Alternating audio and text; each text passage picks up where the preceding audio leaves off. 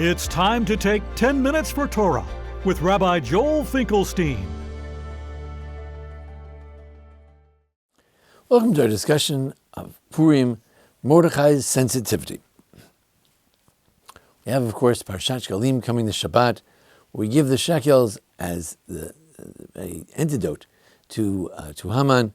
Just like Haman gave money to destroy the Jews, we give shekels to build the Beis HaMikdash and protect ourselves from the destruction of people like Haman.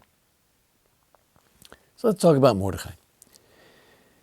We know that Mordechai, his greatest achievement in the Megillah that made him worthy of being heard and that eventually saved the Jews was the notion that he had saved Achashverosh's life.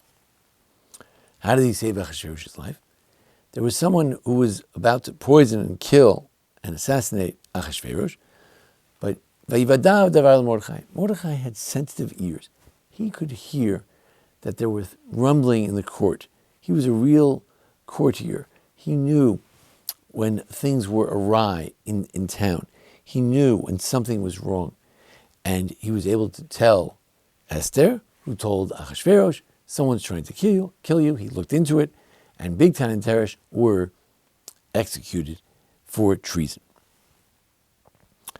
How did Mordechai have such sensitive ears to know what's going on?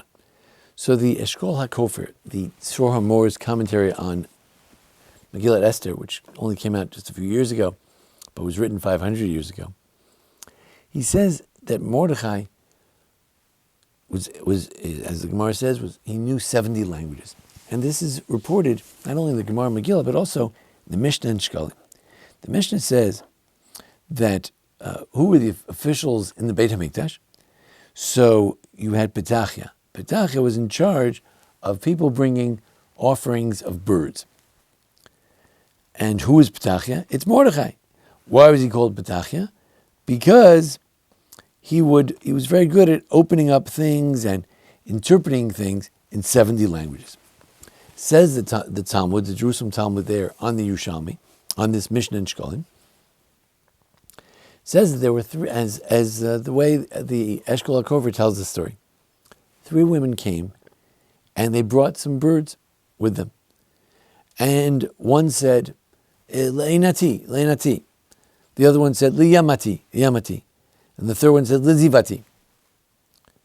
So the rabbis were sitting there. They said, these women, they have problems, a lot of women bring offerings when they have children.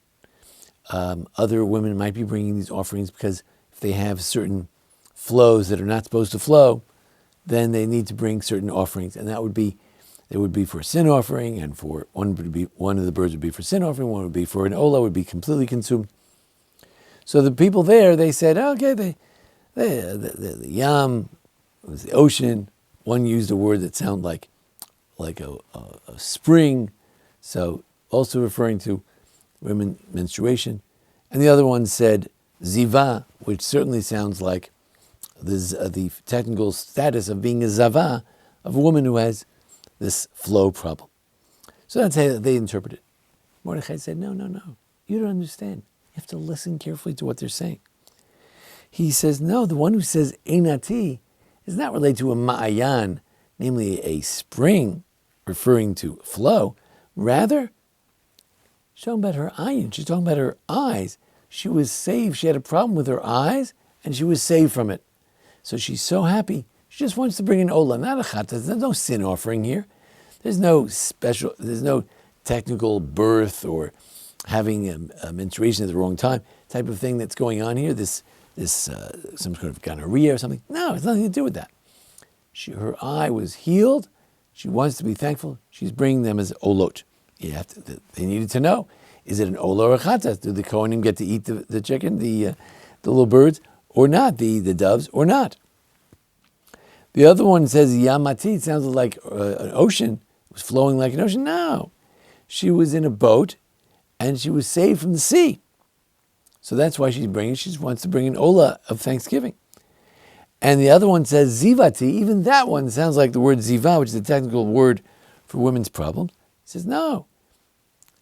Her son was taken by a wolf, And somehow he was saved from the wolves. So he knew that he should not bring these offerings as half for Olot, Holocaust offerings, completely consumed, and half for sin offerings, but rather they were completely for Holocaust offerings, for Olot, and no one understood the way he did. Similarly, when these conspirators were trying to kill the king, they figured no one would know that language.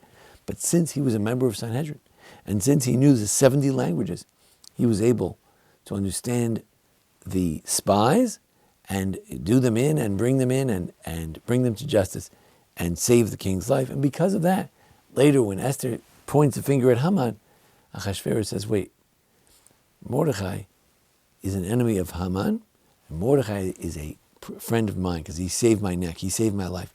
So if Haman is an enemy of Mordechai, I must be an enemy of Mordechai as well, of Haman as well, and I have to destroy Haman. So, it's a very important story.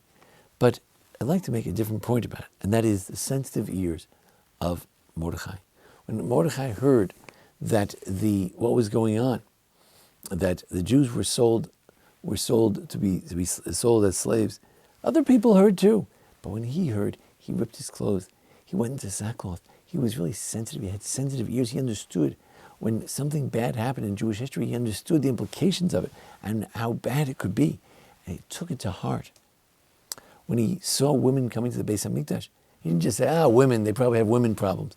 He listened carefully to what they were saying, to understand what language are they speaking when they said these words. What do they mean? What are the implications of what they're saying? And he didn't just get the right sacrifices, but he perhaps was a good listener. As they came to the Beis HaMikdash, he said, I'm so sorry. Your son, he was almost taken by the wolves. I'm so happy to hear that he was saved. Think about Eli the Kohen, when he bumbling around, the woman shows up, named Chana, and she doesn't have children, and he doesn't understand. He thinks she's drunk.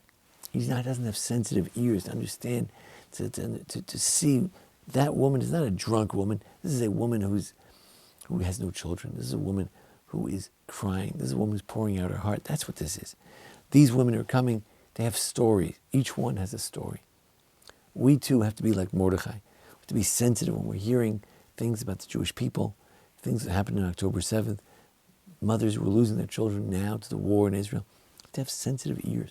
We're sensitive to the loss of life in general. But we remember, of course, it's Hamas that started this war. They're responsible for every single death that ensued after that. And we have to have sensitive ears to hear the cries of a woman, cries of children. And our hearts should go out for all those who are suffering. The enemy, the Hamas, would cause all this terrible death, destruction. Our ears and our hearts should be with them. When someone comes to you, and you're talking to them, and they say something happened to them, you don't continue reading on your iPhone. You look up, you listen, you try to hear with your second ear, with your third ear, what are they really saying? What are they getting at? What's the issue here? What are they going through? What's their life all about right now? And if we can have that sensitivity of Mordechai, we can, as Mordechai did, bring Geula L'olam, bring redemption to the world. First, we have to hear the problems, to be able to hear a woman, person who has issues, to help each other. And when we'll live in that day when every person will be sensitive to the other and hear the problems of the other, then, and only then, we'll ultimately have the redemption. Each one of us will be sensitive to the events of the others, and the whole world will be sensitive one to another. And with that, we will be able to redeem the world, live in a world where people can hear each other, respond to each other's problems, sensitivities, and with that, the world will indeed be redeemed as it was in the days of Mordechai and Esther.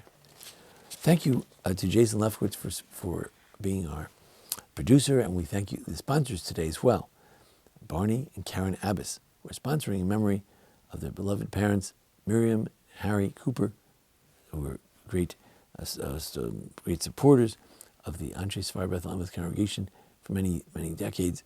We thank them for their support, and Thank you for joining us here at the Baron Hirsch Congregation. Thank you.